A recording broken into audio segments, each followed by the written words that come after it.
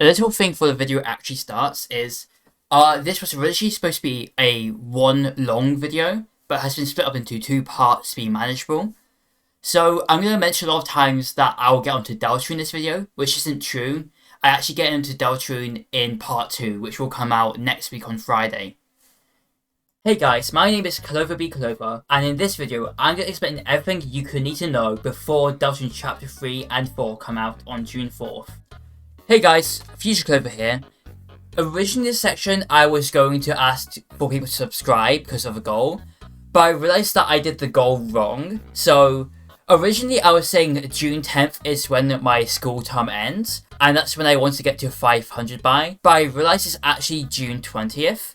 So I'm going to keep June 10th as that goal, but now I want June 20th to be as close to 1,000 as possible, if not 1,000. If you guys don't mind subscribing, it would mean a ton, and right now only 95% of my viewers are not subscribed, with only 5% being subscribed. So if we could get that number up a bit, it'd mean a lot to me. Anyway, this video is going to be split into several sections. The first few of these sections all take place before Deltarune Chapter 1 comes out. So I'd recommend, if you haven't played Chapter 1 or 2, to watch those 3 sections and then come back to the channel and watch the rest of the sections, as Deltarune Chapter 1 and 2 are really good and I recommend you playing them. Also, why I recommend watching this whole video, as there's going to be a lot of stuff people either forgotten or just didn't know. I still think it's important to note that the chapters on the video will tell you when different sections start, and different sections will be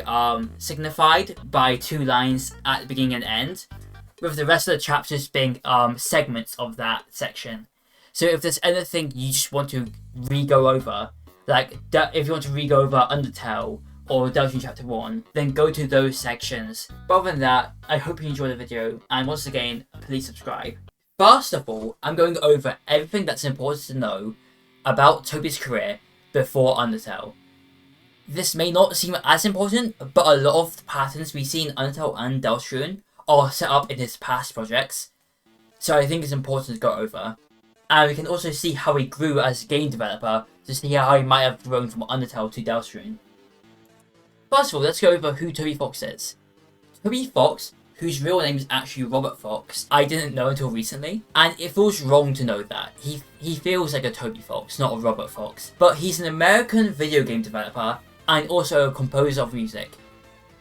While he's best known for his more recent games like Deltarune and Undertale has won multiple awards, his earlier work was actually mainly composing music for other people's projects, along with a few projects of his own.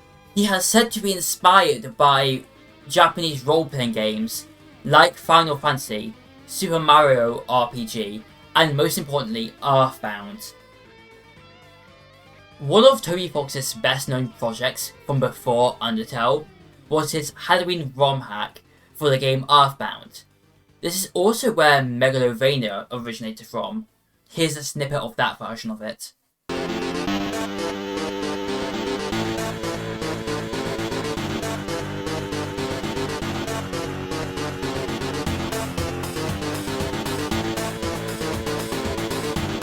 A lot of what happened in this original ROM hack can be seen within all of his future work, with ideas from this being used and expanded on in his future projects. Also, while not a past project, but I didn't really know where else to put this, Toby Fox has composed music for multiple games, like Pokemon Scarlet and Violet, along with Smash Bros. And Pokemon Sword and Shield. Also Omori. There's quite a few more, here's just a list of them on screen now. Next up, let's talk about his work on Homestuck. Toby for a while ended up living in the basement of Andrew Hussey's house. This is the creator of Homestuck. While this is likely a joke they both made, he did actually live in his house for a while. And whilst Andrew was working on his web series Homestuck, Toby Fox ended up helping out with the music, being one of its main composers until it concluded in 2016. This is important because another version of Megalovania was created for this. Here's a snippet of that version.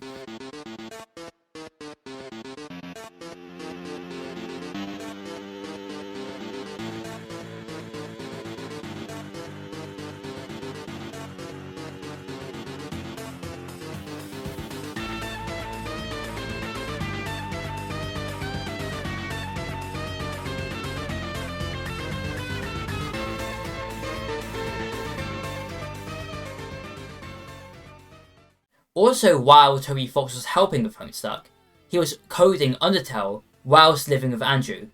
This led to a lot of elements from Homestuck being able to be seen in Undertale and also in Deltarune as of now.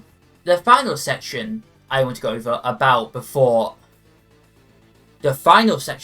before we enter Undertale is the Deltarune vs Undertale section. Before Toby had the idea to start Undertale, he actually ended up getting ill and was very feverish. This led to him having a fever dream about an ending to a game so good he had to make it. So he began to work on this game, only to realise the fact that he didn't have the skill at the time. This game would be made later on and is known as Deltarune, not Undertale. And to practice making Deltarune, he actually made a smaller scale idea that's similar, which later came out as Undertale.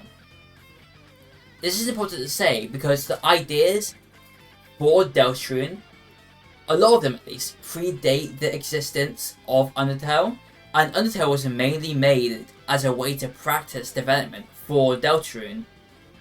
Which is not to say that Undertale was like a second thought. Toby obviously cares just as much as about Undertale as he does about Deltarune, but it's very important to note that a lot of the things we see in Undertale were done as practice for them to be expanded on in Deltarune.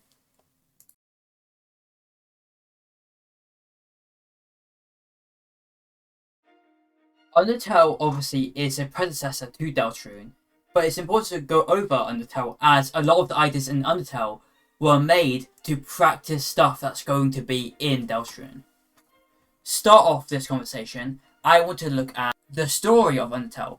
I'm going to focus firstly on True Pacifist and only the parts I think matter for Deltarune in some way. First of all, there was a war between the humans and monsters. This was because humans feared the monsters' potential to absorb a human soul and become super powerful. The monsters were then locked underground, where they made a society called the Underground, and it would take 7 human souls to break the barriers the humans used to lock them underground. After a while, a human named Kara fell into the Underground and was adopted by King Asgore and Queen Toriel. Asriel, who was the son of the King and Queen, became close friends with Kara, who ended up making a plan together where Asriel would absorb Kara's soul to take more souls and break the barrier. But unfortunately, Asriel ended up dying, with his ashes spreading over the garden where a bunch of golden flowers began to grow. After this, more humans fell down in the order of cyan, orange, blue, purple, green, yellow, then red. And the traits were patience, bravery, integrity, perseverance, kindness, justice, and frisk, who we don't really know the trait of, but it could be determination. Frisk then journeys through the underground, befriending all the monsters they meet, and meeting Flowey, who is Asriel brought back from the dead, but as a soulless flower by Alphys. We also end up finding a bunch of Alphys' experiments, the amalgams or the amalgamations, who we end up sending back to their family. At the end of a True Pacifist run, we end up freeing all of monster kind, and we get what people consider to be the truest ending, but that isn't really a true ending. Okay, next I'm going to talk about a few of the more important characters in Undertale to Deltarune. First of all, Asgore and Toriel. Asgore is the king in Undertale, and we see his personality quite clear of being a good leader and a caring leader, but also being driven by emotion, declaring war against humans after the death of his 2 children, and saying any child or human who falls down into the underground from that point onwards will be killed. But we also see the fact that he's a coward, as he doesn't actually want to hurt anyone, and he regrets making that decision every day since. Toriel, on the other hand, is much braver than Asgore, but cares for humans a lot more. with Toriel leaving Asgore and going back to the ruins without him after he declares war. But Toriel, after seeing all of her children leave the ruins and die, tries to keep us in the ruins and starts a fight with us. She obviously doesn't want to hurt us, but it shows how firm she is in her stances. Next up, Kara and Asriel. These two are kind of important. Asriel is definitely important to Deltarune, but Kara is kind of hard to tell at this point. But for what you need to know about Kara is they are obsessed with the idea of becoming perfect and doing the max about everything. Always talking about how the number 9 is their max number. Kara, the only thing really to know about Kara is how powerful they are, with them being the person who's able to destroy everything at the end of a Genocide run. More on that later.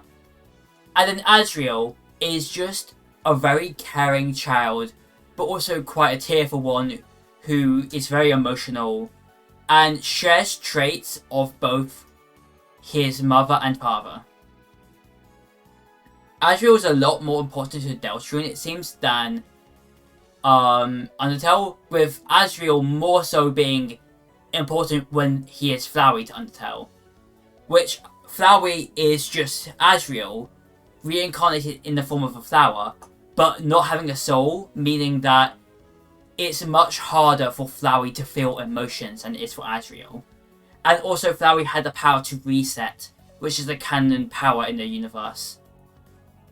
Gaster in Undertale is an interesting character. He's one of the oldest outside of boss monsters, and is the one to tell us the Deltarune prophecy. And he is a shopkeeper, and there's not too much to say about him, honestly. He is important because he tells us about the prophecy in Undertale, but he's definitely not as important as other characters. Burger Pants isn't important to Undertale, but is definitely important to Deltarune. He's just an underpaid worker for Metaton, who works as like a fast food. And all there really is to say about him is he wanted to be an actor, but he's kind of given up on the streams at this point. The next two characters are weird ones. First of all, the player is technically their own character outside of Frisk. Frisk is just a person who the player controls, but Frisk and the player are two separate entities having two completely different personalities and views. The player is just the soul and the way we control the world. There's not much to say about the player, since in Undertale it's only ever really hinted at, and also the character of the player changes depending on who the player is. And finally, for characters, Susie is only ever mentioned by this one character called Clam Girl, and is referenced to be a neighbour who we would be friends with. This is obviously foreshadowing to Susie and Deltarune, except for their names are spelled different, with Undertale Susie being a Z and a Y, and Deltarune Susie being an SIE. Future Clover here again. I somehow forgot to talk about Alphys, Undyne, Sans, and Papyrus, so I'm just going to add them in at the end here. Okay, so Undyne is going to be in for...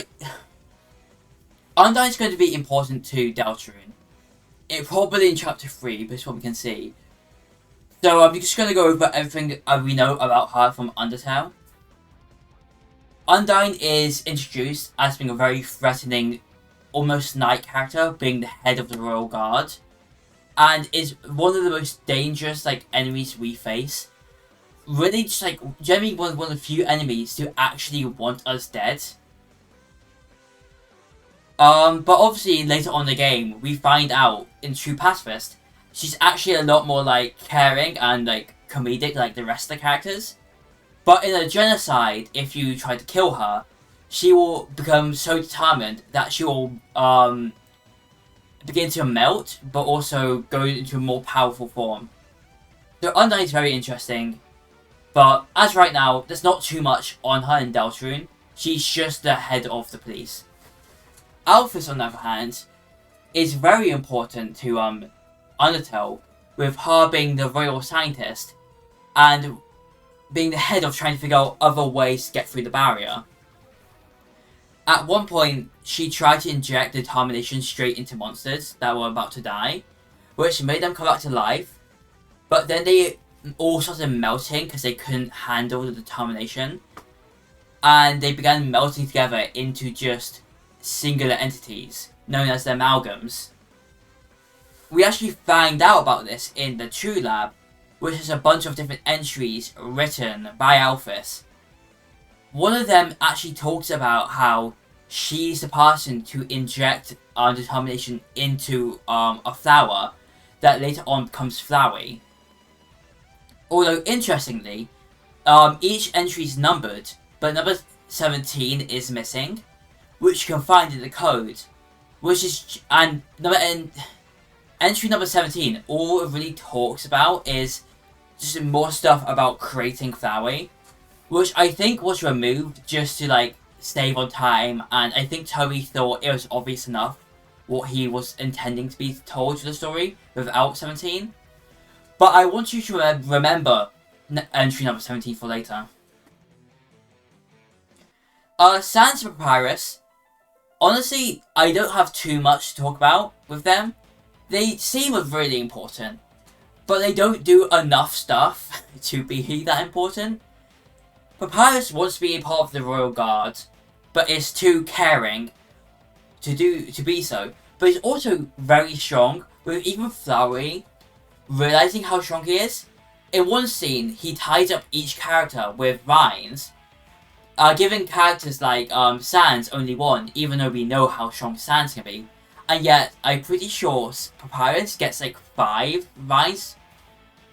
Also, Papyrus is the only character in Undertale to not move during his battle, which could show the fact that he's like not even putting any effort in. And Papyrus can control exactly how much damage he does to never kill you. Sans, on the other hand, is very weak, not being able to do any more than 1 damage, and also only has 1 defense and 1 health according to the codes. But interestingly, he's able to use game mechanics to his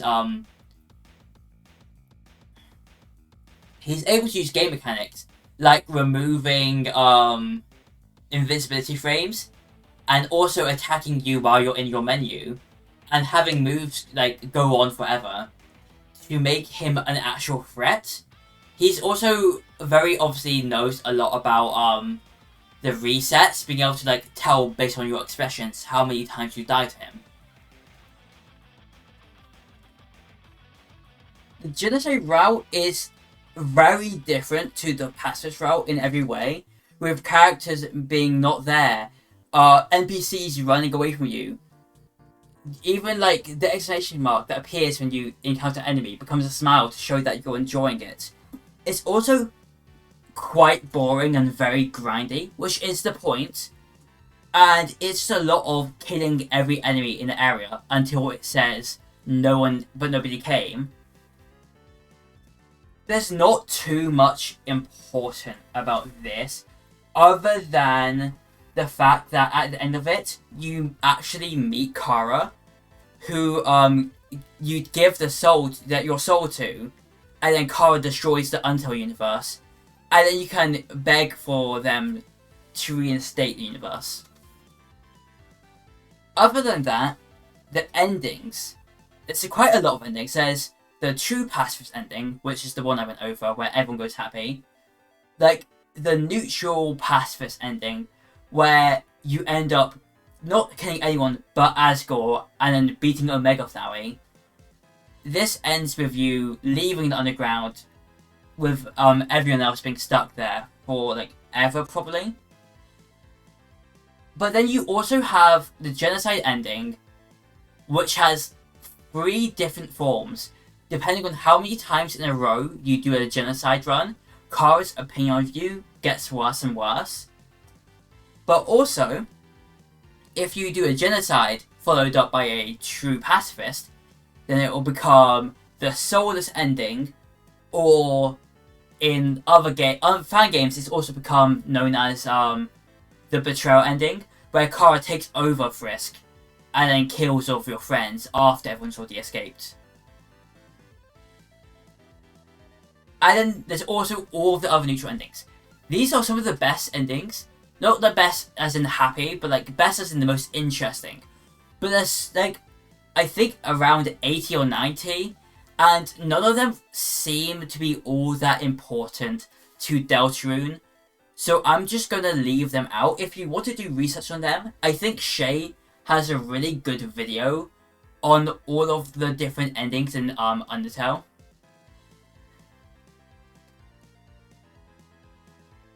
Okay, next up, I'm going to talk about Gaster and the fun values. Also touch on some hidden stuff in the code of the game. Before we actually talk about Gaster, I'm going to fully explain the fun value system in Undertale. At the start of any given run, you'll get a random number between 1 and 100. This is your fun value, and depending on what number you get, a different event can happen throughout the game. I'm going to go through each of these events, but the first one I'm going to bring up is Nightmare Mode, as this one is weird, where every other one can be connected to Gaster in some way, except for this one. To get this one, you either need a value of 56 or 57, and all it really does is change one piece of text on this paper to say Nightmare. The only connections this has to anything is that IC, who's on this paper, has a lot of connections to Deltarune. But other than that, there's nothing really to say about this one. Next, I'm going to mention the 3 that can be connected to Gaster, but have the weakest connections. First of all, getting 2 to 39 will give you the wrong number song. In this one, you'll go to a room, you'll get called on your phone, someone will ask for someone, but then realize they have the wrong number, which will cause them to sing a song called the wrong number song. This is a basic one, and a lot of people will get this on their first time or second time playing. But other than that, it's not really too much interesting with this one. Next is the Sans Call, which happens between 14 and 45, and it's just a gag riffing on the common is your fridge running joke. It's just a joke very in character of Sans, and it can be connected to Gaster, but I'll get onto that later. Finally, Alphys is cool. It's interesting because at that point in the game, you won't have met Alphys yet, and all it is Alphys trying to phone up a pizza place to order pizza, realizing they sent the wrong thing, and hanging up the phone in embarrassment. There are quite a few events that directly reference Gaster. Before that, I'm just going to mention the most famous fun value event, which is the Grey Door. If you get a fun value of 66 in Waterfall, a corridor will appear that doesn't exist at any other point in the game, and when you enter the corridor, there's a 1 in 10 chance of a Grey Door appearing, that once entered, will show a character known in the code as Mystery Man to appear, and interacting with him will cause him to fade away. Also, once leaving the door, it will disappear, but there is a chance of it reappearing, as the way it disappears is it resets the fan value. So if you get it's a 1 in 10 chance of you getting the door again. Now onto the actual big Gaster references. With a fun value of 65, in the same room as the wrong number call, you'll get sent to a room called Sound Tests, where you get to pick between 3 songs to play. The first 2 will let you play and stop them normally, and are just basic songs. But the third one is known as Gaster's theme, and once you play it, you can't stop playing it until the game decides it's over, at which point it will send you to a thank you message, and the game will continue as normal. Here is Gaster's theme right now.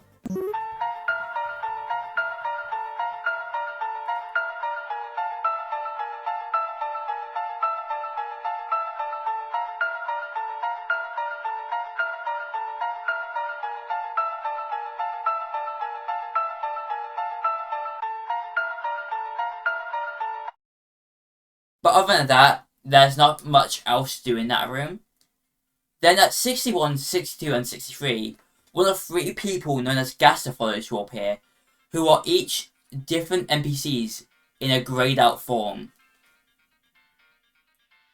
and each of them give dialogue explaining different parts of Gaster's story, which when combined will give you all of Gaster's story. Here is Gaster's story as we know it right now. Gaster was the royal scientist before Alphys, and was the one who made the core. He was beloved by many, but one day he made a mistake and fell into his own creation, shattering him across time and space. A few things about this is that it's important to note time and space is used instead of space and time, which is the more common used term in media. But time and space is actually used multiple times throughout Undertale Deltarune. Also, we find out through this that Gaster's full name is W.D. Gaster, but we still don't know at this point what W or D stands for. After this, there's one more grayed out NPC who isn't known as a Gaster follower, but rather a goner. And at the values 91 to 100, they appear, and they, instead of talking about Gaster, they just talk about the idea of a world where everything's the same except for you don't exist, and how that thought terrifies them. All I can really think is this could link to Gaster by saying Gaster has been forgotten by most people, and that most of the things that Gaster did still happened, but nobody remembers that Gaster did them. Before I actually go back to the other fan values and connecting them to Gaster, there's a couple things in the code I need to bring up. First of all, you can actually find Gaster's stats for an enemy type in the game, with all his values being insanely high with just a bunch of 6s. And also, you lose money on defeating him. And finally, this is the most important thing in the code, being entry number 17. And I know I went over this entry earlier with Alphys having it, but there's a second entry number 17, which is a rune that gives an entry that's fully written in uppercase wingdings. And the formatting for this text is like very, very interesting, with it having a lot of gaps halfway through the sentences, giving it a very like weirdly laid out like format.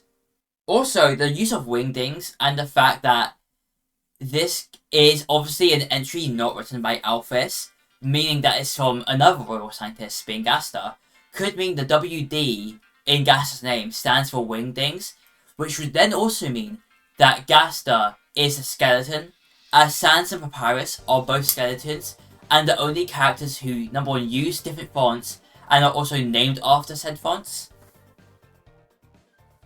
Here is what the entry actually says once translated out of wingdings.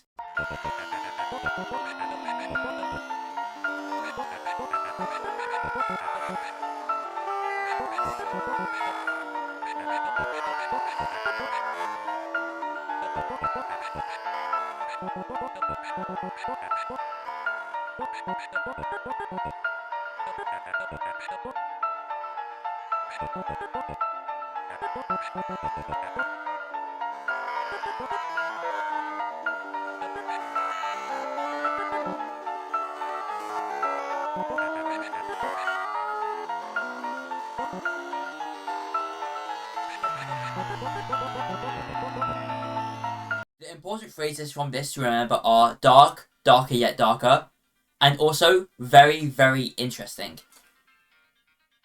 Now to quickly explain the values before. First of all, the mystery man is probably Gaster, or one form of Gaster, as the fun value for it is 66, and based on Gaster's stats, the 6 is directly connected to him, as all of his values are made up of 6s, which should also link him to the devil, but that's just a bit of a weirder one. Next up, Sans is shown to use the weapon Gaster Blaster during his fight, which could connect him to Gaster. Also, he knows a lot about science and quantum mechanics, which could mean that at one point he worked for Gaster, if not was related to him due to them both being skeletons. Alphys is quite easy to connect, as Alphys is literally the royal scientist to come after Gaster, which gives them a decent connection. And finally, the person who phones you but gets the wrong number is likely talking to trying to find Gaster, as the name they're looking for starts with a G. There is another fun value in the game, but this is only in the Nintendo Switch version, so I'll bring this up.